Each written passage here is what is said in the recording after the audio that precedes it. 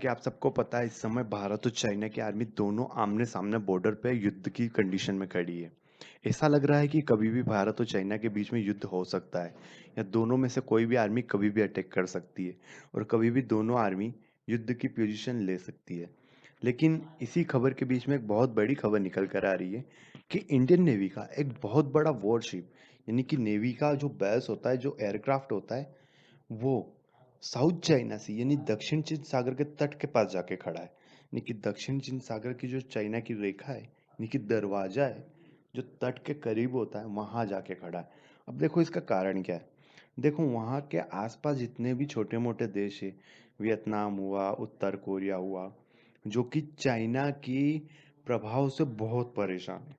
वो लोग चिड़े हुए हैं, वो लोग कभी भी युद्ध छोड़ सकते हैं।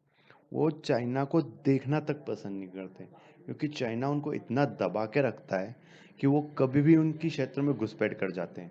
तो वहाँ पे उनकी भी सीमा लगती है और भारत ने वहाँ पर एक नेवी बेस भी बना रखा है। तो भारत का एक एयरक्राफ्ट जाकर वहाँ पर रुक गया है।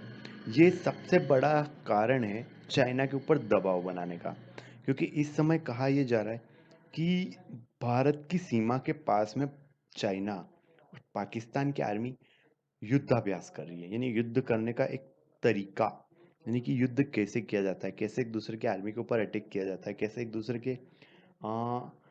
दूसरे के हथियारों को डिफेंस मोड पे जाना जाता है, अटैकिंग मोड पे कैसे अटैक किया जाता है। ये सब परीक्षण यानी कि युद्धाभ्यास चल रहा है, अभ्यास किया जा रहा है। आखिर ये होता क्यों है? ये होता है इसलिए ताकि जो पड़ोस की जो आर्मी है, जिस देश के ऊपर दबाव बना, उनके ऊपर एक दबाव बनाया जा सके कि ये लोग कभी भी युद्ध कर सकते हैं। लेकिन भारत दबने वाला नहीं है। भारत उनका बाप निकला। भारत ने क्या करा ना, तुम यहाँ युद्धाभ्यास करो, हम दक्षिण चीन सागर में तुम्हारे ऊपर जाके दबाव बनाएंगे। उसका कारण क्या है? उसका कारण ये है कि भारत ये बताना चाहता है कि हम कमजोर नहीं है। आप हमें कमजोर समझने की कोशिश मत करो। अगर आप यहाँ पर आकर युद्धाभ्यास कर सकते हैं तो हम पूरा समंदर जाके आपकी छाती पे जाके भी बैठ सकते हैं। ये इंडिया बताना चाहता है।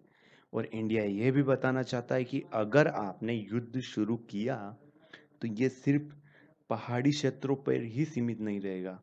ये युद्ध जम्मू कश्मीर से जाकर हिमाचल प्रदेश तक होगा।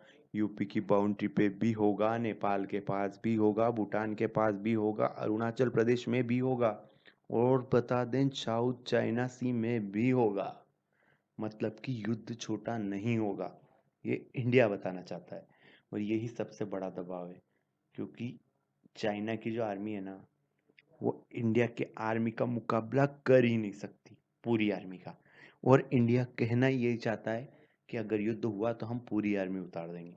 और सबसे बड़ी चाइना की फटती यही है कि वो पूरी आर्मी का मुकाबला नहीं कर सकता। सो अभी के लिए इस वीडियो में इतना ही। थैंक यू, धन्यवाद, वंदे मातरम, भारत माता की जय।